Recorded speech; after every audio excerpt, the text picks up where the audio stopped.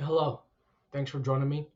I wanted to share some thoughts and things I've gleaned from recently reading the book on operations by B.A. Friedman. So I've put together this report. I hope you enjoy it. The main intent here is to share the summary of the book's main topics so others can possibly benefit from its knowledge, and hopefully they'll want to read it. And then personally, to further my understanding of the concepts along in the Army, we use Bloom's cognitive domain developmental levels, such as starting from knowledge, then comprehension, then application, then analysis, synthesis, and evaluation. This is based off the Army's experiential learning model. And as always, the audience is primarily for practitioners of warfighting and defense due to the lingo and resources that I cover. So the agenda and overview. We'll start with the author's background, talk about operational levels versus art, tactics and strategy, talk about the evolution of staffs, go into warfighting function disciplines, discuss a campaign taxonomy, go into the case studies he reviews, and then I wanted to personally apply some of the lessons in this book to the recent Ukrainian and Russian conflict, and then wrap up with some thoughts. The key topics and themes of this book are as follows. B.A. Friedman doesn't really believe there's a middle level of warfare, the operational level, but he does believe that there is an operational art. Key topic was the history of staffs. Kind of goes into a lot of it. I won't really cover too much about the history that he covers. I really recommend you read it because it spells it out there. And then he introduces a campaign taxonomy framework, one that I haven't seen before. Maybe this is based off something else, or taking it a step further than something he's aware of. But currently, in my young understanding of our doctrine, I haven't seen something like this before. Let's get into it. So Major Brett Friedman, I think he's currently a major, is in the Marine Reserve Corps. He's a field artillery officer. He has a major in history. He's attended a lot of great schools. There's some links there to his Substack, and you can find him on LinkedIn. He has previously written a book called On Tactics. That's where I was introduced to him. It very much was real specific in the stuff at the close fight, TTPs, recommendations for resourcing and equipping, and kind of discussing some of the stuff like former Defense Secretary Mattis had tried to do in order to help close combat soldiers. It was a very good book. I highly recommend it. And that's what led me to this next book on operations. Okay, so operational levels versus art. Now, because there was kind of so much going on in this book, I couldn't put it onto the main slides here. Got tons of notes to make sure we go into everything and I cover it. This is going to be a very high level, big hand wave overview of the book. I won't be able to, explain the entire book in detail here. So operational level defined. This kind of, he went through history, not just what the current definition is, and even back when this book is Marine, so I'm going to add to it a little bit here in a little bit. But generally speaking, a lot of stuff is based off the size or level of echelon of the unit. And Mr. Robert Epstein from SAMS talked about operational campaigns as characterized by symmetrical armies organized into corps, maneuvered in a distributed fashion so that tactical engagements are sequenced and often simultaneous. Command is decentralized, yet the commanders have a common understanding of operational methods. Victory is achieved by cumulative effects of tactical engagements and operational campaigns. So it accounts for all concepts of scale, command level, doctrine, linking tactics over time. But this definition, this word operational level, while kind of added recently in history, has always like that definition's been applicable to military operations all through antiquity. Okay, some people call it the campaign level.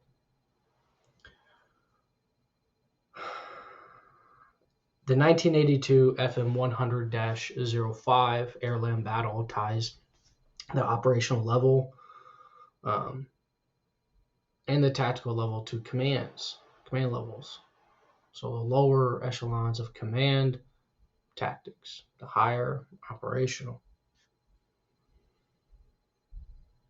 4 years later in 1986, FM 100-05 again, the tactical level was corps and below. 1993 FM 100-05, operational level is the joint and combined operational forces within a theater performing subordinate campaigns and major operations and planning to accomplish strategic objectives for the commander of the authority.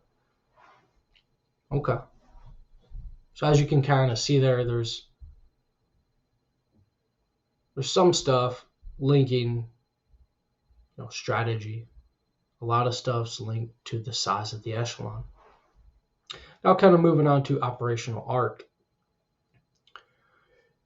Mr. Friedman is talking about operational art is a description of what staffs do to assist the commander and the units.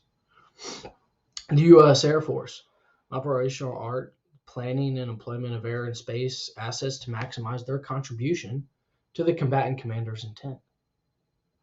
Another personnel, Mr. Milan Vigo, his definition of operational art is a component of military art concerned with the theory and practice of planning, preparing, conducting, and sustaining campaigns and major operations aimed at accomplishing strategic or operational objectives in a given theater. Okay, gotcha. Planning, preparing, conducting, sustaining campaigns. All right. Tactics and strategy, because we're talking about the three levels as are kind of in the doctrine. Tactics, the use of armed forces in engagements is what he's talking about, right? Strategy, the use of engagements to attain the object of war. Now, he's trying to spell out a case for there's risks with having an operational level. It could disconnect strategy to tactics. That's the concern, right? Because there's something in the middle there. Presents risk for units, commanders, staffs to abdicate responsibility, not focusing on ensuring that the tactics meet strategic ends. Or it could be a bypassing of formations. He gave examples of, higher level Pentagon or the executive branch wanting to use special operation forces to achieve strategic results during small tactical operations, leaving out the entire operational level. It's interesting. Also talks about,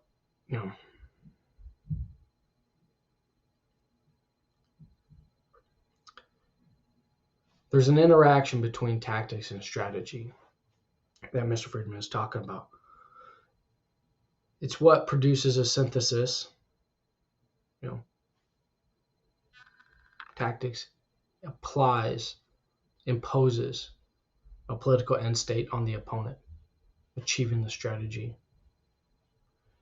You could almost see how, by having an operational level, it prevents the interaction of strategy and tactics sometimes.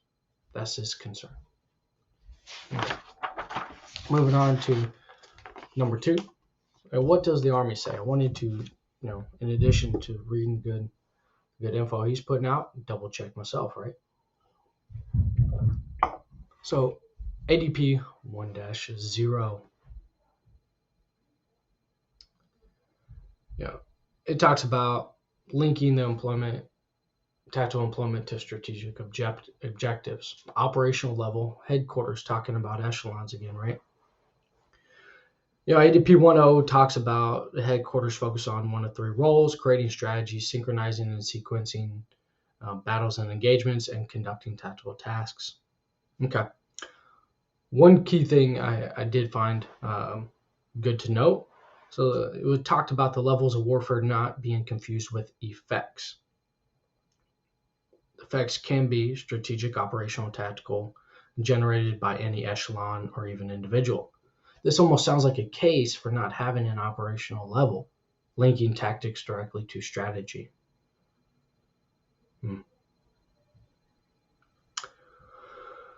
The operational level links the tactical employment of forces to national military strategic objectives through the design of campaigns and major operations. All right, moving on to 3.0. The operational level, kind of copy pasted above, right? Because that's how doctrine's nested. Plus, focus on designing, planning, and conducting operations. It has an entire operational art chapter, and it talks about operational art as the cognitive approach by commanders and staffs to develop strategies, campaigns, and operations. It defines elements of operational art as the following here, table 2.2. End state conditions, centers of gravity, decisive points, lines of operations and lines of effort, tempo, phasing, transitions, culmination, operational reach, basing, and risk. This is very of the mission focused, right? How to plan and design courses of action almost. Keep that in mind based off what Friedman talks about is operational art. We'll get into that here in a little bit. ADP 5.0. Yeah. Says the level which campaigns and major ops are planned. See, it's the same thing, right? Okay. It did note that corps and below Army units normally conduct Army tactical planning. It used figure 2-1, Gulf War example, as an illustration of this: the 3 levels: strategic level, operational level, tactical level. Strategy, you'd have national policy, theater, campaigns, then the operational level. The 3rd Army, Corps, Division, and then tactical level. This talks about 7th Corps being at the tactical level. So even within, again, our own doctrine, it's not a hard and fast echelon level. It's interesting. All right, tactics and strategy, along with military political relationships. Some of the stuff, he talked about, the backgrounds of things. You've got the first word with B, and I'm sorry, I'm not very good at pronunciation, is the war of movement. And then the second word with S is the war of position, movement, positioning, positional warfare, maneuver warfare. You can kind of see where the concept is coming from. And then from the Soviets, VKT, he was talking about there has been a little bit of a shift, and there was a shift because armies took more than a single day or battle to defeat. The thought of coming up with solutions towards warfare, this author was talking about, revolved around 2 principles: combining penetration of the enemy army with deep envelopment to attack its rear and lines of communication, and then the logistics and sustainment of those friendly forces. That drove trying to address the complexity with bigger armies and echelons, And during a lot of the history portions of the book, you kind of come into seeing how some armies were able to be defeated in one day as opposed to over time. Now, Clausewitz, he talks about Clausewitz very frequently in the book. There was one section where he responded in a letter to two personnel trying to practice wargaming. He's like, "Hey, remember, war cannot be understood absent its political nature. Don't just try and solely to the exclusion practicing tactics without making sure that you're meeting a political task and purpose as well." So there in now for Vietnam, right? Did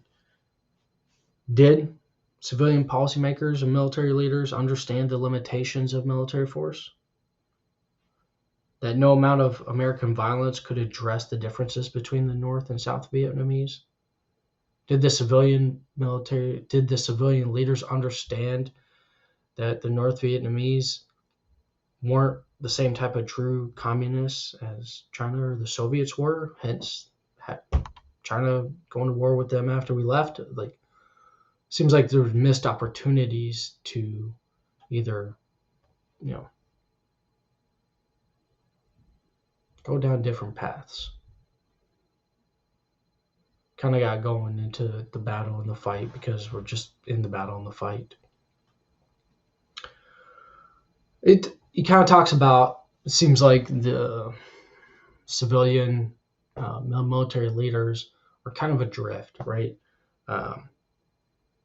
He describes the relationship as not being so much as broken, but adrift, because as opposed to like the military leaders trying to dominate or the civilian leaders trying to dominate, both sides seem to defer, right? And not owning their lanes, working together.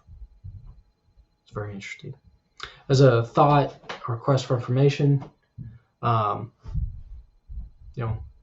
I'm thinking about, was there a disconnect between the three levels in Afghanistan? Did that contribute to the way we exited? And, was there a disconnect by the Afghani government and the Afghani army and military within their own three levels? Did they follow three levels? Did they think something else? These are good things to think about. All right. Now, the evolution of the staff system.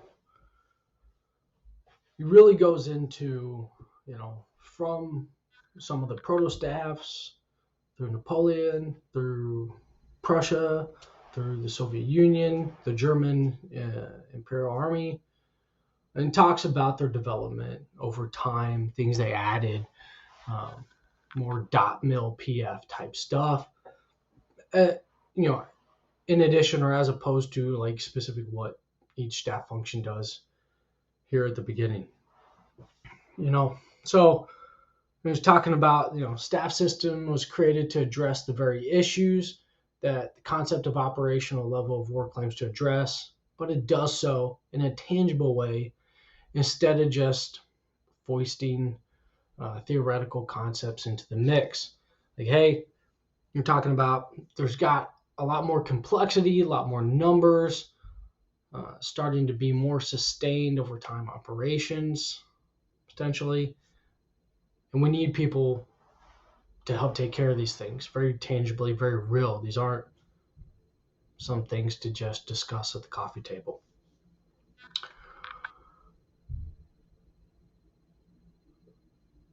The Scharnhorst model from Prussia wasn't just a staff system, but a greater general staff system. Through education, assignments, and it was more of almost its own career track. And it talked about, it wasn't just an officer's open to whatever commands and track they wanted. You had to be of noble birth or whatever to be of command level. And many of the very competent people with good merits were not part of that caste system. So They developed this as a response to Napoleon's campaigns, but in order to ensure that competent, intelligent people are able to have good effects. Kind of sounds so similar to this is where chief of staff came from, but a good sergeant major as well.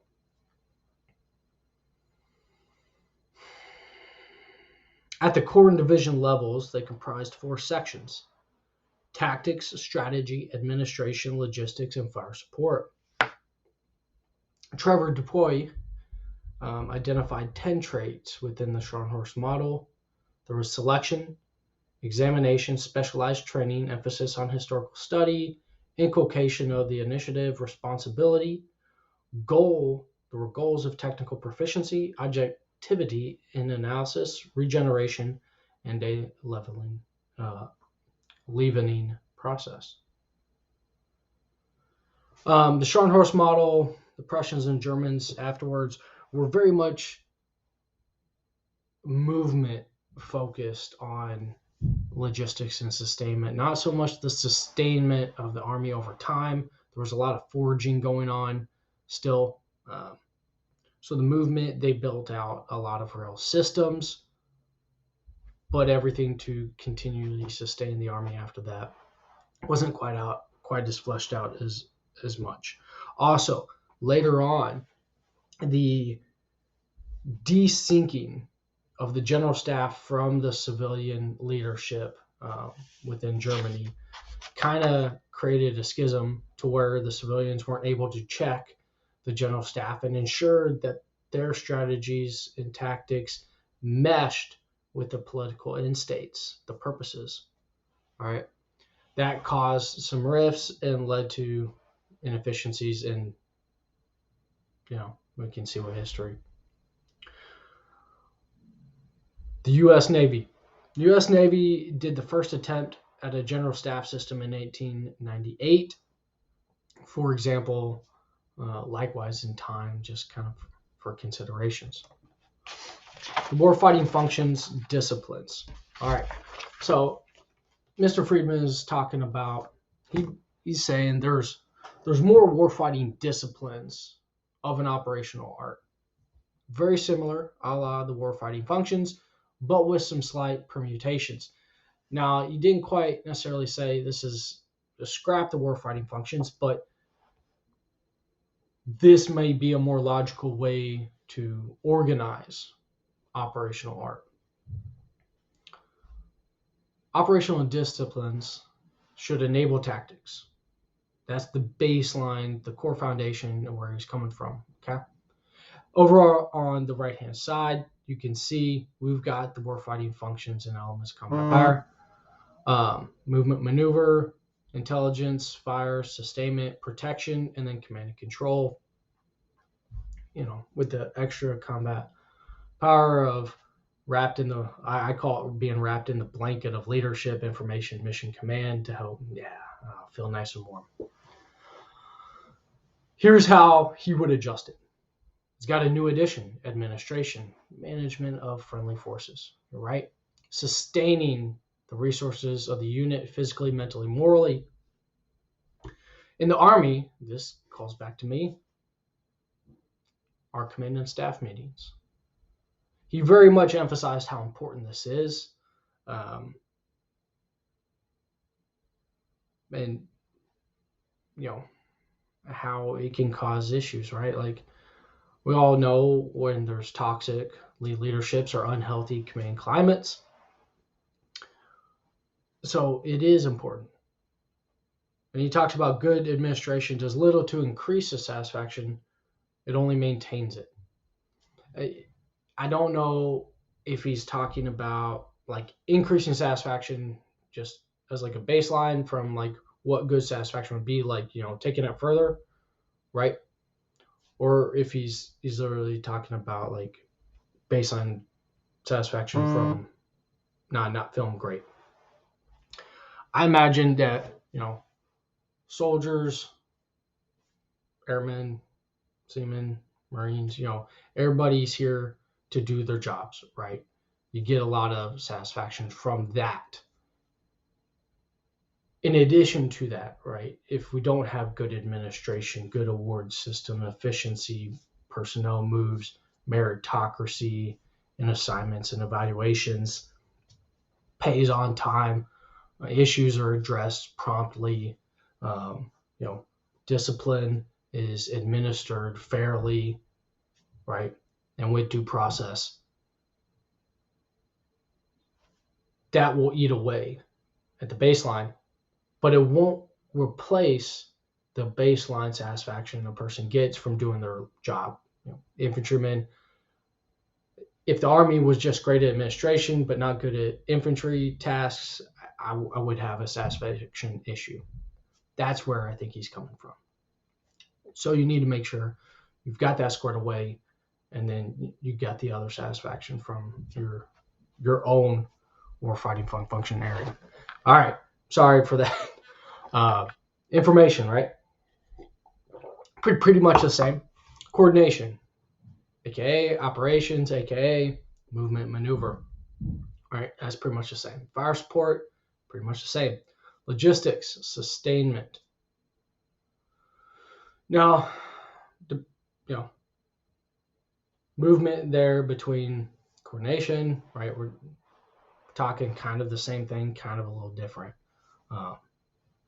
But as we've already mentioned, sustainment throughout the operations is a pretty critical piece as well. Command and control, kind of the same. The difference is he takes away protection as a warfighting discipline of operational art. He's talking about protection. The tasks and things of protection are inherent to the planning of whatever operation you have. Area security, offense, defense, deployment, redeployment tasks, like protection is going to be part of that. Should it be its own separate warfighting function or warfighting discipline? He's making the case not. I don't know. Sometimes I imagine, because I've seen, it's an additional 3 personnel or CBurn or MP. There's a separate person assigned to the protection, which could provide some value in having a step back look at the operation more holistically, as opposed to being stuck in the weeds of having to do MA and COA Dev. There could be some value in that. Maybe that's not what he's talking about. All right. As you can see, though, let's tie back to the original thoughts of operational art and from doctrine. These are not the elements of operational art spelled out in ADP 3.0, right? Those were more almost course of action development type steps. These are warfighting disciplines, very similar to warfighting functions.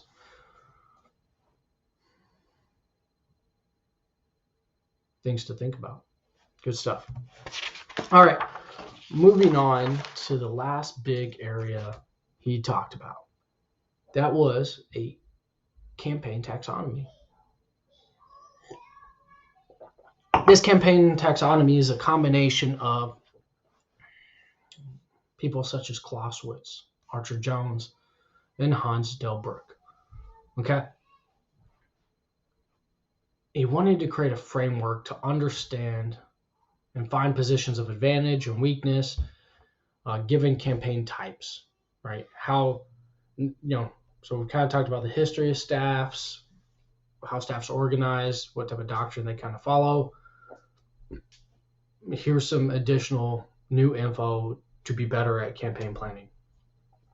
We've got offense, seizing space, defense, holding space, persisting type of campaigns, which is long-term but not necessarily open-ended, raiding, transitory, annihilation, destroying the enemy outright, more at moments, and then cumulative, wearing them down gradually. That creates this taxonomy labeling nomenclature of stuff like offensive persisting annihilation, OPA, or offensive raiding cumulative, ORC. let's see. Yeah. Examples of something like persisting annihilation could be like Total War, World War One, persisting cumulative guerrilla warfare, Sherman's Atlanta campaign, raiding cumulative, the unrestricted submarine warfare for World War One. Think about that. So let's think about that deeper. Okay, this is the busiest slide, and I know as I'm covering it, you may not get to read everything. This is something to probably pause and look at very specifically. I'm going to highlight some of the details of these, okay? Offensive persisting annihilation is the most simplistic, he says. It pursues maximalist strategies. The combat's focused on the acquisition of territory and the destruction of the military opposition. This is the type of campaign that has colonized and subjugated people all over the world. As you can see here in the chart, we've got the modern U.S. military is structured. Our doctrine, our MTOs, our resourcing is structured for this. The Persian invasions of Greece, Alexander the Great's campaigns, Rome's wars with emphasis on the Third Punic War, stuff like the Allies versus the Axis in World War II, right? We had to go into Normandy, North Africa, Italy. We had to go island hopping. We had to do offensive. We're going to stay there, persisting, and we are destroying the enemy as much as we can at each opportunity. We're not trying to allow him to retrograde and do mobile defense. There's weaknesses to this, right? It's susceptible to culmination due to the opponent being on the defense, the stronger form of warfare, and possibly the enemy being on their own friendly territory. So for example, good example here, defensive raiding cumulative is a possible good counter to an offensive persisting annihilation campaign. So that's kind of what I was trying to chart from from the paragraphs and the chapters, lining all these out. Things that jump out: offensive persisting cumulative, counterinsurgency Afghanistan; defensive persistive cumulative, the Spanish resistance to Napoleon; the North Vietnamese versus France, us, the USA, and South Vietnam.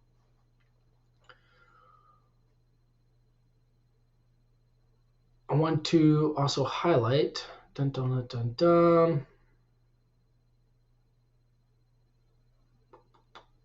as you can see, offensive raiding annihilation, offensive or defensive raiding and annihilation. Some of these I couldn't quite pick out and fully synthesize what weaknesses or counter he was saying there is to that. Okay, do note that. I also have added what I think are two possible examples of these. Within offensive raiding annihilation, there at the bottom and italicized, the 5th Special Forces Group and Warlords versus Taliban in 2001-2002. A question to you: what do you think? Was that an offensive raiding annihilation? Were they more raiding, or were they more persisting? We're trying to take the territory and hold it back, or was it a combo? Right, different battles and operations within that campaign could be a little bit of both. Offensive raiding cumulative. There, the Joint Task Force 526 versus AQI Al Qaeda in Iraq 2006. General McChrystal's task force, right? With a very, very fast loop, right? They would go on raids all the time, kill, capture AQI all around Iraq, all the time, wearing them down. Things to think about. He did address that there's hybrids and interactions between all these.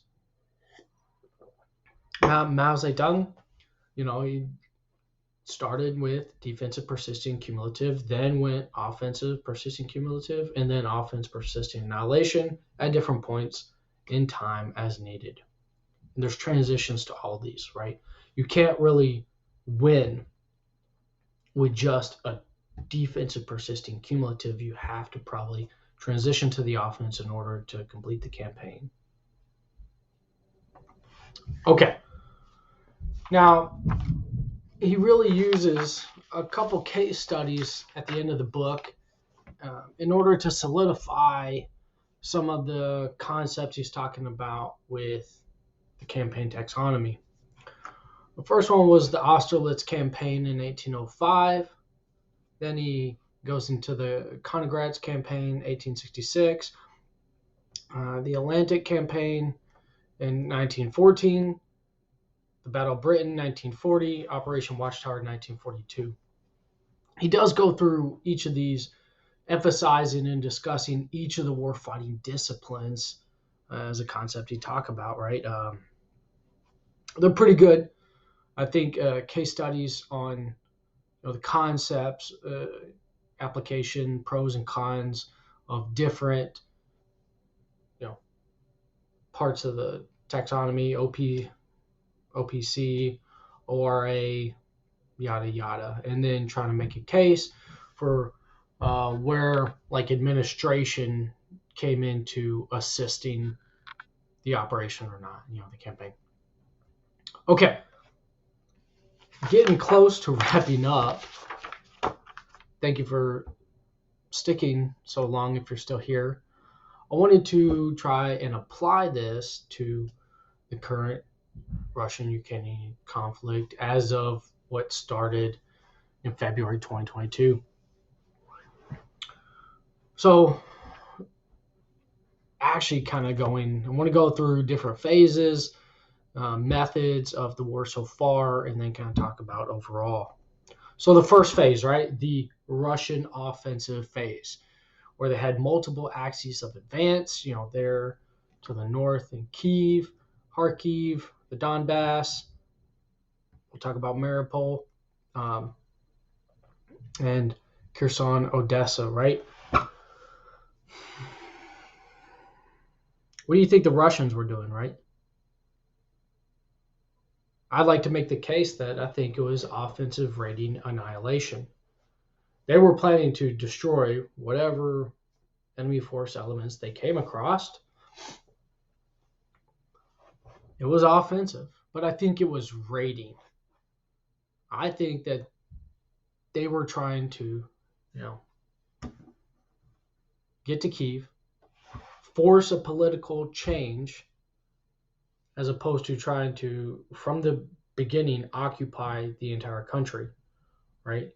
Now, whether that was to get certain, provinces, oblasts, to become part of Russia and protect the people of Luhansk and Donetsk, or if you're of the mind, such as politicians like Peter Zion, his concept is they need to really seize and control Ukraine in order to plug potential invasion axes from the North European plain and the gaps here below the mountain ranges. There's gaps here and here. That's partly why they still really influence and control Belarus, but otherwise they won't be able to protect their western borders. That's his concept for it. Now, Ukraine, to counter this, I think they, for the most part, did a defensive raiding cumulative strategy. They gave ground, the mobile defense, right? You got the Javelin Hunter killer teams, Stugna, local counterattacking with their mechanized forces. But at strong points, they did defensive, persisting, cumulative. Mariupol, they forced Russia to stay and focus and fight and siege Mariupol as opposed to continuing on through the Donbass. Same with Kharkiv, right? Kherson, they let have. There were some other smaller cities, those strong points, urban centers, that got surrounded and enveloped, and then they did operations from there. Now, Kyiv, they drew the line, right? Once they got down here, they transitioned to defensive, persisting, um, cumulative, or annihilation. Okay. Now, do know after the offense at Kyiv failed, right, from um, from the radioactive forests, and down through these highways. Once that failed, right, Ukraine had to transition to the offense to complete the defense. It wouldn't, because they weren't able to defend up here all along the border. They had to do a transition. So they went to offensive, persistent annihilation. They wanted to get everybody out, right? Get that border back. Cool. Later on in the year, their counteroffensives in order to get back and retake, well, not retake, but, push the border back, Kharkiv. We had the spectacular counteroffensive where the lines weren't really manned, so they were able to push everything back there. Then down at Odessa, Kherson, that took a while, right? But those were offensive, persisting annihilation, and the Russians were trying to do a defensive, persisting annihilation campaign. With the amount of artillery they were using and the amount of manpower, that all the manpower they had provided were being used to try and destroy the Ukrainian army. That's my case. All right. Yeah, we talked about two. Okay. The third part, right? Winter of 2022, right? Both sides were really trying to build mass combat power for future operations. So I believe Ukraine was doing a defense, persisting, cumulative campaign at this point. Targeted strikes, probes, operations by the river. Russia was doing a defense, persisting annihilation campaign still, especially with the amount of artillery. Shell counts hadn't dropped by this point. 4, Ukrainian naval actions, right? These operations, this campaign by, whoever was leading it, their special operation forces or their naval forces, whoever was in charge of that, this seems like a offense raiding cumulative style of campaign, right? The Kerch Bridge, Sevastopol, naval base, raids after raids after raids. That sounds about right. The defense, right? The Russians' defensive, persisting, cumulative. The problem is, whatever method Russia was using, they really didn't have a lot of the initiative against this. Doesn't seem like whatever types of counters they did, it wasn't really effective, right? Okay. Then spring 2023 offensive. I think at this point, Russia again still is trying to do a defensive, persistent annihilation campaign, destroy all the Ukrainian forces they're in contact with. Now, was Ukraine's offense an offensive raiding annihilation, or was it an offensive, persisting annihilation campaign? There's probably a big case, as they're trying to do their offensive axis of advance here to the south. It culminated, trying to split the front. I think this was a great example of showing you have to have more materials. You have to be a bigger force, not just a manpower, or is total combat power in order for something like OPA to work. You have to really be able to set the conditions to be able to have the breaching equipment, to be able to have all the enablers to make a bubble gap of all EW, so no UAS can affect you, no helicopter attack aviation can do an interdiction or spoil attacks before you even get to the front line. Like you have to be able to absorb losses, and you have to be able to set the conditions. It is harder to do OPA. All right, and then lastly, as you can see, we've got back here Odessa, Crimea, all of Russia, Ukrainian Special Operation Forces for Russia and Crimea. Working on the left bank of the Dnieper River. These to me look like offensive rating cumulative, right? All the different strikes and sabotage of industry, of command posts, killing all the generals, continuing on with Sevastopol to get the Black Sea Fleet moved to Russia proper. I think it's a classic ORC. Russia's missile and UAS raids for civilian infrastructure, military targets in Odessa, the rest of the country, are offensive rating cumulative as well. It seems punitive. Both these campaigns seem very punitive, not just to the military targets, but the military industrial base or civilian infrastructure. It is very punitive focus. So, as you can see, while Russia tried to do an offensive rating annihilation, to begin with, they had to transition when that failed to defensive persisting annihilation as a whole,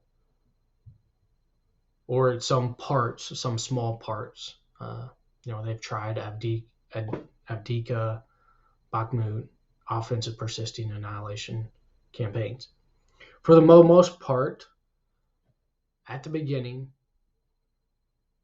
Ukrainian has done a defensive rating cumulative campaign. Then, they've transitioned. The bulk of the front line is probably defensive persisting annihilation, right? Not letting anybody break through here. Other elements of the Ukrainian military is doing offensive rating cumulative. So it's not one that has worked for this conflict. I think that's pretty interesting. I hope you do too. All right, final thoughts. The operational level versus an operational art. I kind of believe there's a case for this, especially with those who are looking to get deeper into the profession and really think about warfare, or historians. Is there 3 levels? Is there 2 levels and an enabling art? It's good things to think about and ponder and continue this warfighting profession. For most people, though, I wonder, for a lot of people, at least in the U.S. Army, is probably the 3 levels. Operational level is more of just a vernacular, a quick term for us to be able to know what someone's talking about.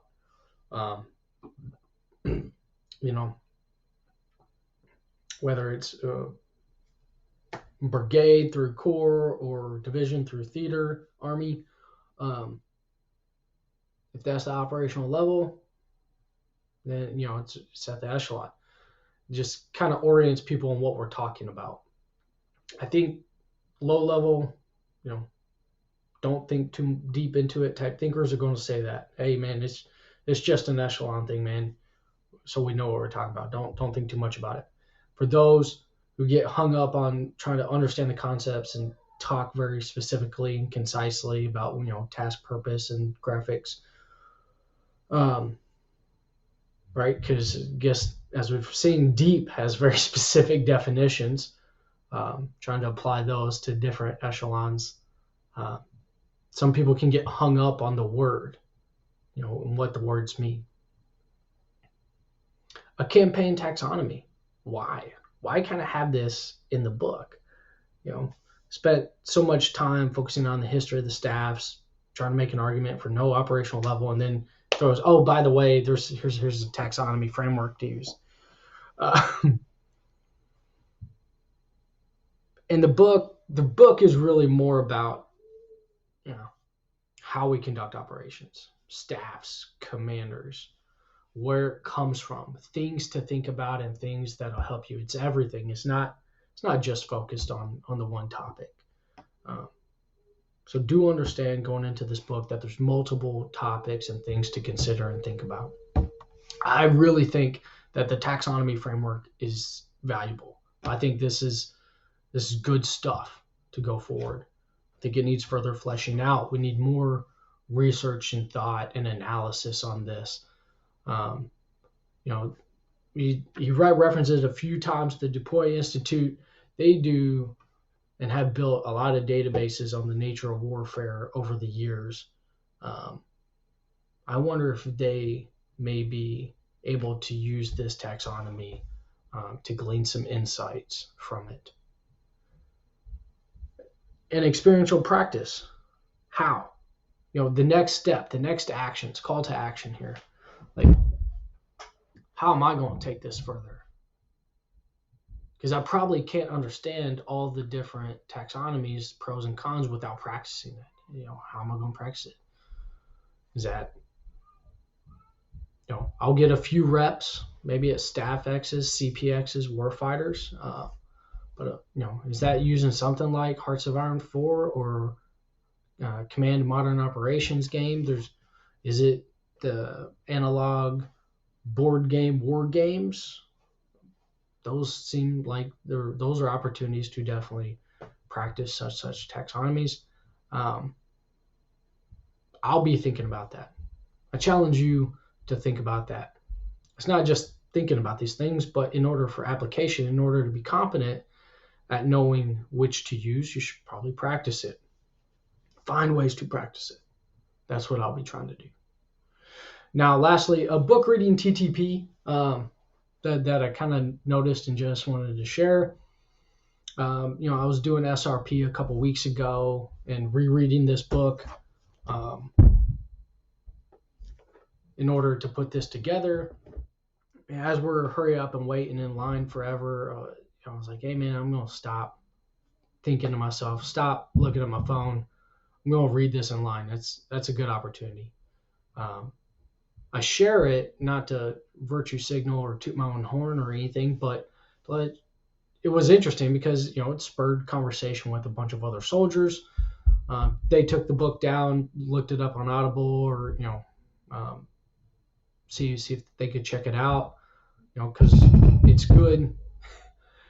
I love how many people are trying to be masters of their profession, to hone their craft. So that was good. Seems like a good use of time management. And it was kind of like getting back to basics. I remember reception basic training so many years ago. Drill sergeants were like, hey man, pull out your soldier manual common task, pull out the 7-8 and freaking read it. You're sitting around, read it. It's like, you know what? That probably still holds true today. All right. Again, thank you so much for your time and patience. I hope some of the concepts you find interesting. I hope this intrigues you and you pick this up, and you also check out On Tactics as well. All right. Have a good one.